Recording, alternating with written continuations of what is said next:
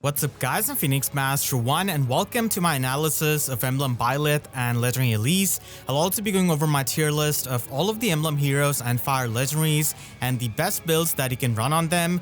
So here we have got Emblem Byleth as a really meta-influential emblem, and he is a blue infantry mage. So he has got his preferred weapon, which does have -1 special cooldown, and if any kind of rally or movement assist is used, then he gets the extra action, which is good with the dancing that he does. So he doesn't really need anything like Emblem Micaiah Ring. And then after he has done his assist, he can inflict -7 speed and resistance debuff, the sabotage status, and the exposure status on the closest foes and the foes in 2 spaces of them.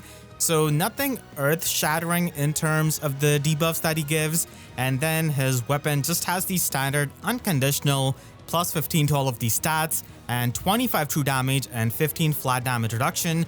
He does have Null Guard built in this weapon, so he can trigger his special easily, and he also has Potent 100% just as a safe measure so that he can get past a lot of the miracle units. So this weapon isn't all that insane in terms of support outside of the extraction that he gets, and in the combat he is going to be functioning as a decent nuke because of the potent 100% that he has got. But the main reason why you're going to be using him is because of his special, Goddess Dance. So this is a 4 cooldown special that scales off 80% of his speed when it triggers, and this has got the permanent 40% unpierceable damage reduction built in. So he is decently bulky for a mage, he doesn't have too much flat damage reduction, and when he uses his rally or movement assist, the target is going to be getting their action refreshed. So he's basically going to be a dancer, and he also re-enables their Canto, and because he is an emblem unit, he gets better effect compared to his emblem effect that he gives out. So he also dances up the highest HP adjacent ally to himself, and this is only going to be getting triggered once every 2 turns. So they did have some balancing on this. He's basically going to be able to dance 2 units at the same time, and that is going to be very powerful for the action economy, and just the fact that he is going to be the best dancer in the game because of it. And he also gets another action himself, so he can still attack after dancing up 2 allies, which is extremely powerful compared to the other dancers, which either have to choose between their own action or giving an extra action. And this skill is going to be getting counted as a sing or dance skill, so he cannot get refreshed by any other dancer, and you cannot use him with another dancer in something like the Chaos season. He does have perfect attack speed, which can be replaced for a harder hitting skill, but this does give him the null follow-up. And then he has got attack speed favor, which is perfect because he gets the extra action after his assist use, and then he brings a new slotsy skill in Instruct 4, which can be inherited to any kind of unit, so there's no inheritance restriction on this skill, but this is going to be eating up 4 slots when you inherit this. So using the skill, you're going to be able to give Great Talent +3 to your allies in 2 spaces, depending on if you have got more attack speed, defense, and resistance compared to that ally's stats -10. So this is going to be working a bit better on the units that have got better stats. You basically need to have higher visible stats to make use of this, and I'm kind of surprised that they did not give any kind of skill that just gives Byleth visible extra stats for making better use out of this. And whenever you use any kind of rally or movement assist skill, the target ally gets Great Talent +3 on their stats. So it's a great way of supporting your allies, and this is also a solid skill for the unit themselves because you're going to be able to get +9 to all of your stats depending on the Great Talent that is among the allies on the map. And it's going to be taking each stat individually, and you also get +5 true damage and also 5 flat damage reduction on the first attacks of the enemies. So this is going to be a pretty nice skill for a lot of the Cavaliers, especially because they do not have access to a lot of good skills. And this can be a good skill for a lot of even infantry units, especially ranged infantry units.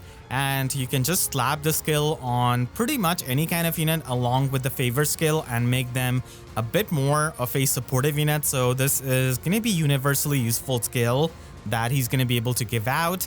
And then he has got his emblem effect, which he can give out to other allies using his ring. And this is going to be a really valuable ring because you can basically make any kind of unit a dancer, and on their assist use, they're going to be able to dance up the target ally and also re-enable their canto.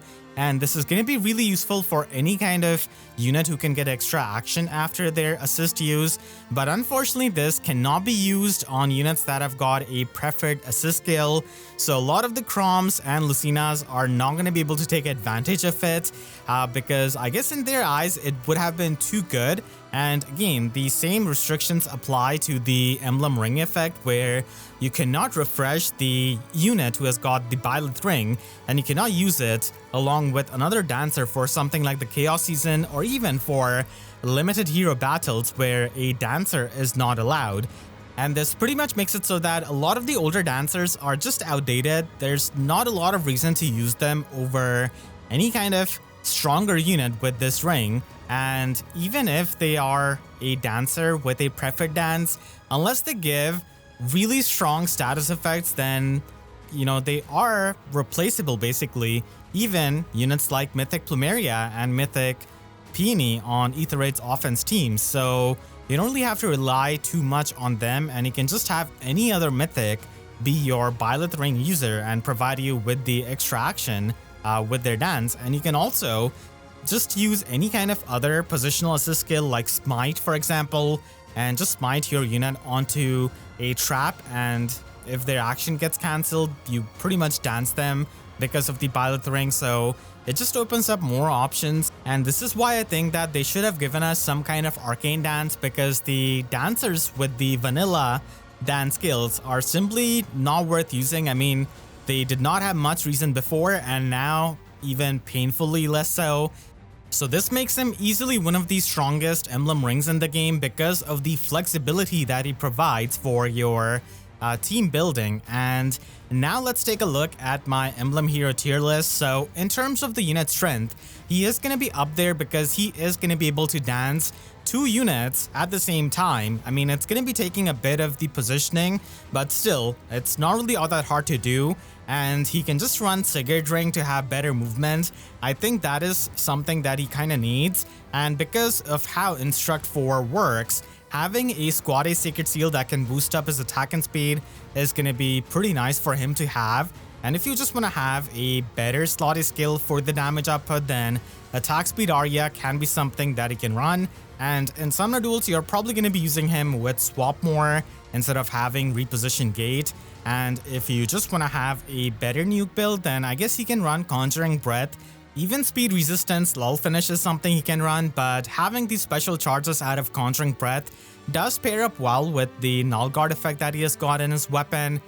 So as a unit, he is going to be pretty strong himself. And then we have got Emblem Micaiah, who does get a pretty significant buff with the existence of Emblem Byleth Ring, because now she can use her assist skill, provide the cleansing, and also provide an extra action to the target ally while also getting an extra action herself. So she can be a really powerful unit, and she can also make use of the Instruct 4 that Byleth brings as another way to support her allies. And basically, the middle of the turn cleansing of hers is really useful.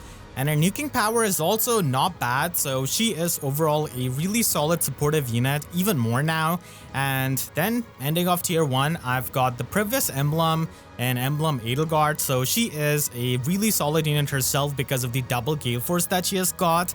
And I've been using her quite a lot in Aether Raids offense. She's an amazing unit right there. And in Summoner Duels, I guess if you want to use her, then having fortifications can be helpful when she gets an extra action and she is in the enemy range. So those are the tier 1 emblem units in terms of strength. And starting off tier 2, I've got Emblem Corrin.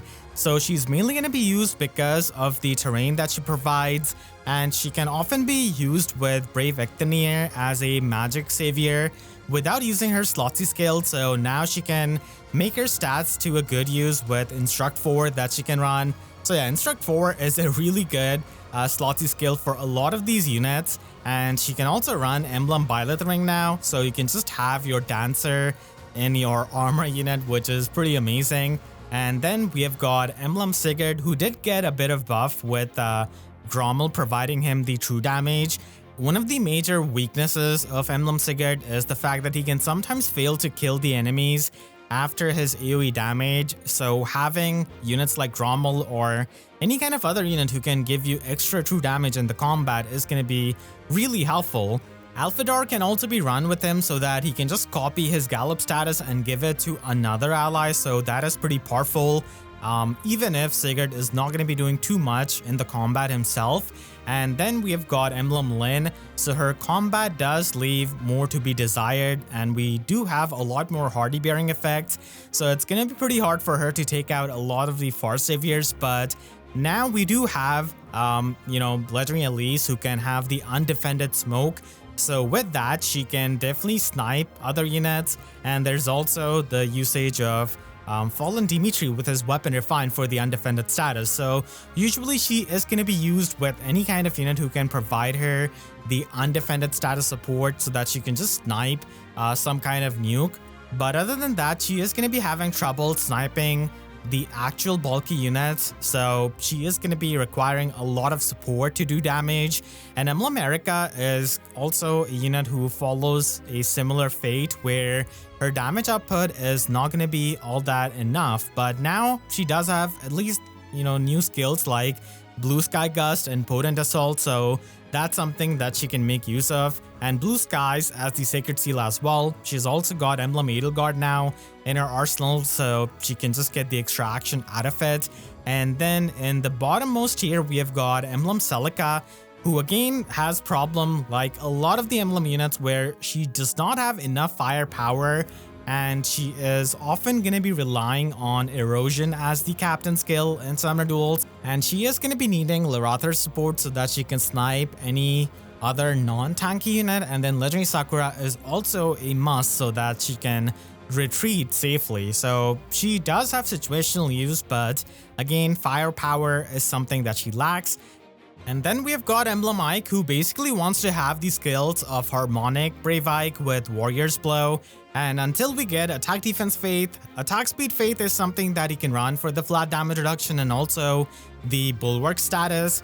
And at absolute max investment, you can run Patience because he barely reaches 30 speed to make use out of that skill and get the potent follow-up attack. So that can help in many of the matchups. And he also has, high stats to make use of Instruct and just get the extra stats in the combat for himself and still get the flat damage reduction without having the Bulwark status, which is not the biggest deal to miss out on. And in the last spot, we have got Emblem Marth. So a lot of people did get him in the holoforms with this build, and he can, just function in the player phase as a sword infantry unit. You can even run Potent as the Sacred Seal and run something else in the slot B. And Emblem Edelgard is also something that he has got access to now. And now let's take a look at the ring strength tier list. So I still think that Emblem Erica is the strongest emblem ring in the game right now because it just swings so many matchups. It is going to be the best ring for any kind of melee unit to get the Brave effect if they don't already have it. So it's an incredibly powerful ring, not only offensively but also defensively, so that your saviors can get past the miracle effects by getting the Brave effect. And then I would put Emblem Byleth as the next best ring. So again, having any kind of unit function as a dancer is really powerful, and it also makes a lot of the older units really strong because of the fact that they can now support additionally by refreshing a unit. So any kind of Ice Lock healer can just provide you the support and also refresh an ally, so they can just double down with their supportive effect. And this ring can just make any kind of unit much better supportive unit, especially for something like Arena and Aether Raids offense. And then I've got the Corrin ring for the warp blocking and for its ice tiles. It is getting a bit more countered, including on this banner with Legendary Elise, who can just set up the haste terrain for free. So that's something that she'll have to watch out for. And then we have got Emblem Micaiah as another ring who can provide the action economy. It's not going to be as good as Emblem Byleth ring, but still it provides you with the cleansing and also the healing. And Emblem Cigarette ring is just going to be finding its use on most teams in one way or the other, because the Canto and the extra movement is always useful. In tier 3, we have got rings that are useful in specific scenarios. So Emblem Edelgard ring is really good for Aether Raids offense for getting extra action and also for arena, but it can only be used by the melee units. And a lot of the times, in terms of like pure nuking, you are going to be preferring to use Emblem Erica ring so that you can get the Brave effect. But if you already have a unit with Brave effect like Chosen Alphonse, for example, Emblem Edelgard is basically going to be their best ring. And then I've got Emblem Lind ring, so it is not as insane compared to back when it came out, because we just have more range 2 style units. And there's also the fact that a lot more units have distant counter in their kit or in their weapon just casually. And there are units like Vali and also Harmonic Brave Ike who can also give out the distant counter and close counter effect, so a lot more units can retaliate back to the Lind ring users. And in tier 4, I've got Celica ring, which has absolutely gotten countered left, right, and center for a really long time when it comes to its warping. So it does have limited usability unless we get some kind of pass status on a unit that can just be given out to other units and then they can make use of it. Emblem Marth ring is also situationally useful, mainly for the shield fighter armors. That is going to be the main use case where you're going to be seeing him used. And then at the end, we have just got Emblem Ike ring, who provides you with the damage reduction only against the ranged enemies. And it's not like it's completely unconditional. If it was unconditional, it would have been a lot more useful. And honestly, looking back at it, it just should have been something that even you can get the damage reduction against the melee enemies, and this would have made it a lot better as an emblem ring. So let me know what do you think about my emblem rankings and how would you rank these emblem rings. We have got a lot of them now, but some of them are certainly much better than the others. Now let's take a look at Legendary Elise, who is more powerful as a unit compared to Emblem Byleth, but not necessarily more valuable, because Emblem Byleth gives you his ring. But still, Legendary Elise is an incredibly powerful healer, and this month, or rather the previous month, has been really good for the healers in terms of the new skills that they've gotten. So here we have got Legendary Elise as a fire legendary unit, and she has got Budding Staff. This does have Wrathful Staff built in it, and it does have -1 special cooldown, and she's got a Crux effect where she can debuff the foes for -5 to all of their stats, and also gives the 50% damage reduction piercing against them. And she also has the passive Null Miracle, which is pretty powerful, but this is not going to be affecting any kind of special miracle, which units like Vali have got. So with this weapon, she is able to get the unconditional +10 to all of her stats, because she does debuff for -5 with her Crux effect. And then she has got 25 true damage and 15 flat damage reduction.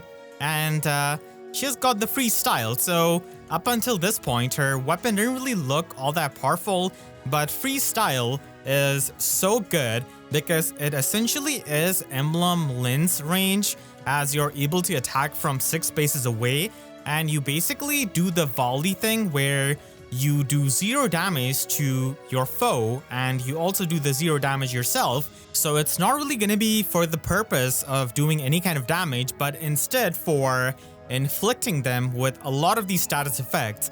And when you use the freestyle, then Legendary Elise has got the in combat undefended status, like Elm, for example. So she's just going to be ignoring any kind of save scales of the enemies. And after the combat, she's able to get the Gale Force, which means that she has the extra action. And after the combat, she is going to be inflicting the gravity status, the isolation status, and the flash status on the foe. So they cannot move, they cannot get assisted by any of their allies, and they also cannot counter-attack. I think isolation is probably the most annoying status out of these 3 that she can inflict.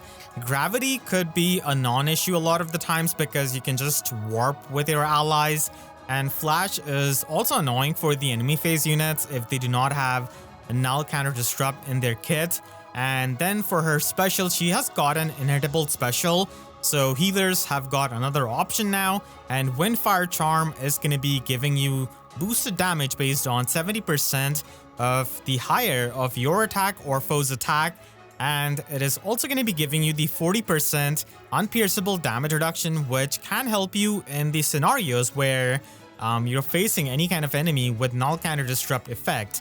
And at sort of both player phase and enemy phase, you're able to give attack liberate and speed liberate to yourself and the allies in 2 spaces.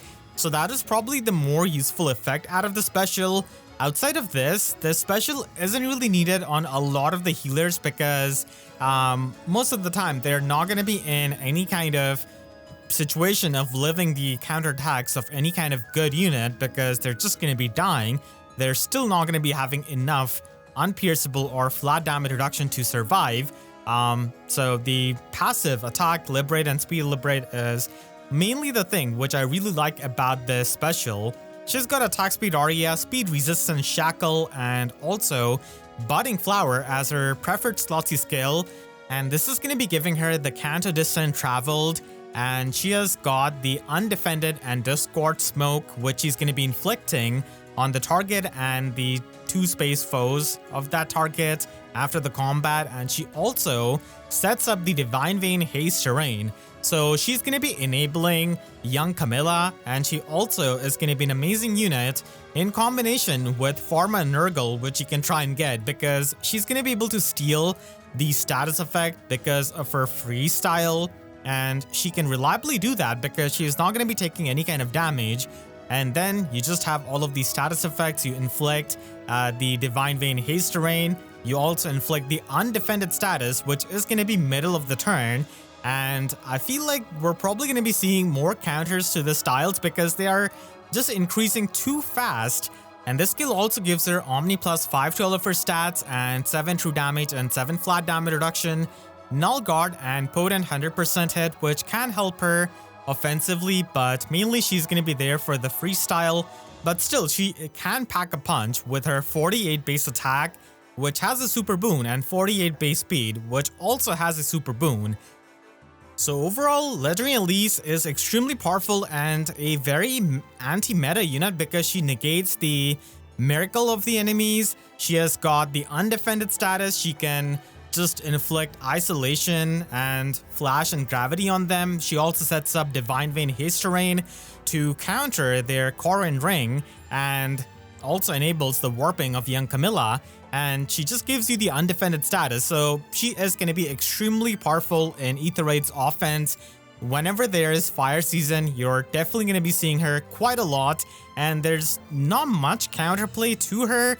Like, she can even get past the Heimdallr teams because she can just snipe the backline unit with her freestyle, and then the Foresight Snare is no longer going to be active, so you can just initiate combat with your other units, and now you just have undefended status to help you with that, and also the Divine Vein Haste Terrain, so you can easily just warp in there and not get blocked by a Corrin ring. So she is one of those units who can counter the Corrin ring, and Aether Raids offense just has even more tools now. So no doubt that she is the best fire legendary unit that we have got in the game. And keep in mind that we just have Emblem Byleth ring in the same banner, so she can also refresh an ally with that. She doesn't have the Dazzling Staff effect, so you could run that Sacred Seal, but you could also run her with Attack Speed Tidings from her young version, so that could be run in her slot A and just free up her Sacred Seal. And if you want to optimize her for the arena scoring, then Preempt Amplify is going to be the slot B skill to go for because it's the only 400 SP healer skill that you've got, so that is going to be perfect for scoring, and she can score really high, so that's why you're going to be seeing her quite a lot, and she's also going to be having the bonus season. And after her, I would put Legendary Black Knight. He is still a pretty good Far Savior, and he is one of the few units who can give you the Reflect status. He's not as dominating as he was when he came out, but still, pretty good unit, and like Elise and Black Knight are basically the go-to Fire Legendary units. there's not much of a change that he needs. You could also run physical save when it comes to using him in something like Summoner Duels. But I think we're going to be seeing more units to give out the reflect status similar to Ilian Mia. And then he's going to be having trouble justifying his place on a lot of teams.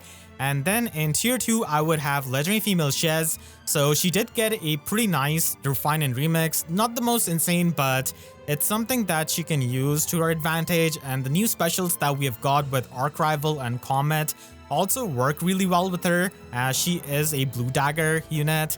Comet is going to be a better special for her because of her effective damage and how it scales with her. And Active Lookout is also good for the Desperation effect until you realize that you're going to be facing a lot of Hardy Bearing units. So that's why in Arena, in the Fire season, I think Lookout Smog is something that's going to be a bit better for the survival. And Execution Breath and Conjuring Breath is something you're going to be seeing on a lot of the Arena builds because they are the 400 SP slot B skills. So if you are just talking about pure optimization, then they are the skills that you can run on most of these nukes. She's not going to be having as good of a scoring as the tier 1 legendary units, but still, overall her damage output has certainly improved to keep up with the meta. And then I've got legendary Xander, who also got a remix and refine, which was good. And with the special jumps, he can easily make use of Arc Rival, and Blue Sky Gust is also something he can run now. Instruct 4, as I said, is going to be good on a lot of cavalry units because their options are quite limited, especially if they already buff attack and speed like Xander does with his weapon. And he's also going to be able to get the extra movement out of his weapon, but he's not going to be as good as legendary Elise, who's going to be above him. Starting tier 3 off, we have got the units who do struggle a bit with legendary Eitri, for example, but again, she does have more tools now, especially with logic, and she does have the damage reflection with her slot B skill, so she can do a fairly good job with a really expensive build. Stratusol 4 is also something she can run to get the extra movement, and she does have the fixed Kanto already, and the Arya skill can also give her a bit more of a nuking potential. And as I said, Conjuring Breath is something that you're going to be seeing on a lot of these builds because it scores more than the preferred skills of many of these units, being a 400 SP slot B skill. So it is going to be optimal, especially for these kinds of older units who don't really score as much. With the newer legendary units, you can not really bother as much in terms of optimization. They're still going to be scoring really high, but for these kinds of older units, it is going to be needed if they are the only bonus unit that you've got. It can certainly be a major thing if you stay in tier 21 or not. Then we've got legendary Hinoka, who is going to be getting her refine and remix in March of 2026. So just next month, she's going to be able to get her remix and refine. And she really needs that because an inheritable skill like Stratusol 4 is better than her Rallying Cry. She can make use of Arc Rival being a colored bow unit, but still don't really invest in her too much until we know about her remix and refine, which is just next month. I just have this for an example, and you know, being a flying unit, she also has access to the airspace skill, so if they do not improve her Kanto, then this is at least going to be giving her the better Kanto. And then in tier 3, we also have legendary male Corrin, who pretty much wants you to replace his entire kit, including his special, with, you know, it's just something like Dragon Eyes with Emblem Corrin Ring, which serves the same purpose basically. And the new Arcane Outburst is just better than his preferred weapon, in my opinion. So he's just better without his preferred special, which is a bit sad because it sets up the water terrain, but that's not really something that he needs basically now. And with the new arcane weapon, he is going to be a lot more bulky, and he can also have access to Tumultuous Echo if you do not run his preferred special, and you can still basically get the same effects with the build that I've shown for the arena usage. And then we have got legendary female Lear, who is also going to be getting refined and remixed probably this year. She can also run similar builds to legendary male Corrin. She's not going to be having as much resistance as him, and if we have to change entire kit of Corrin, then there's just absolutely no chance that she is going to be viable with her old preferred special, which I hope gets a really good update. She can still use her preferred weapon because it does have the dual phase brave effect, but Arcane Outburst is also a good option if you want to run her with Emblem Erica Ring. And now with the Emblem Edelgard Ring, these kinds of dragons can function a lot better in the player phase, and they also have access to Tumultuous Echo. And in tier 4, we have got Legendary Lilina, who is going to be having trouble killing things with her AoE special. She doesn't really get too many new things in her arsenal. Basically, the old Fortress skill is going to be good for the AoE nuking. The Shackle skill is something that you can run, and also the Liberate skill, but that's pretty much it. You have to really pick and choose your targets so that she can get the bonus kills in Arena. Legendary Edelgard is also going to be one of those units. She does have access to the new skills of Emblem Edelgard to make her better, and when it comes to her weapon, I think that Ninja Chakrams Plus is going to be something that you can run if you're going to be running her with Raging Storm 2 for the first build that I've shown. And Patience is also a 400 SP slot B skill, so for a lot of these armor units in Arena, they are going to be requiring that for the score optimization. And then at the end, I've got Legendary Celica. All of these tier 4 units have a really tough time in their niche, and they basically have their own alts that excel better in that niche. So, it's going to be hard to justify using them over that. Legendary Celica can take advantage of a lot of the new modern skills that we have got with Pulse on Blades and Time Pulse Edge, the Favor skill as well for her AoE build, and the Arya skill, which can give her a bit better damage output, but she doesn't really have much of a survival in the fire season against the hardy bearing enemies, so that's going to be a bit tough for her.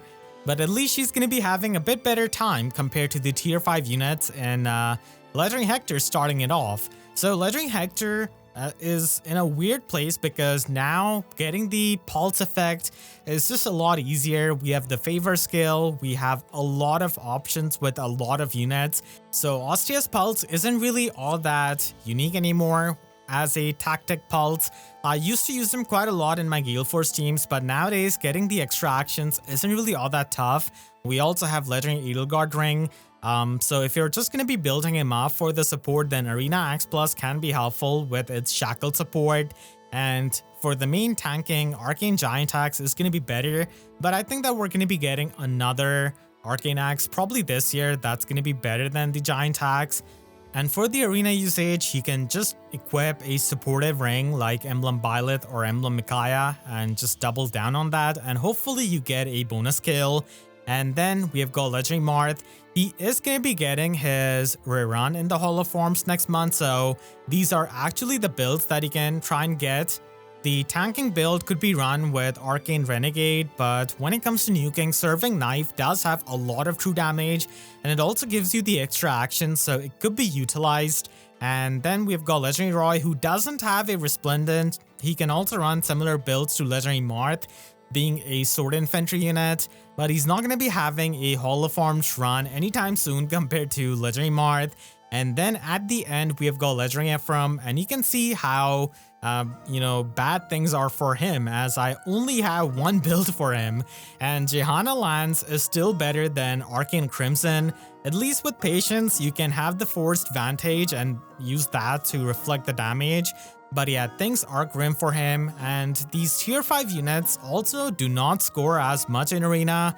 Some of these require dual skills like Legendary Marth and Legendary Ephraim. I guess it's gonna be a bit less of an issue when we get a chosen fire hero, because you can just power up these older units, so there's some usage of them in the future whenever we get that kind of chosen legendary unit. But I'm not sure, because I guess they're just gonna be having the chosen units be the story units on the regular banners, because Elise is not a chosen hero. She is just a pair up legendary unit.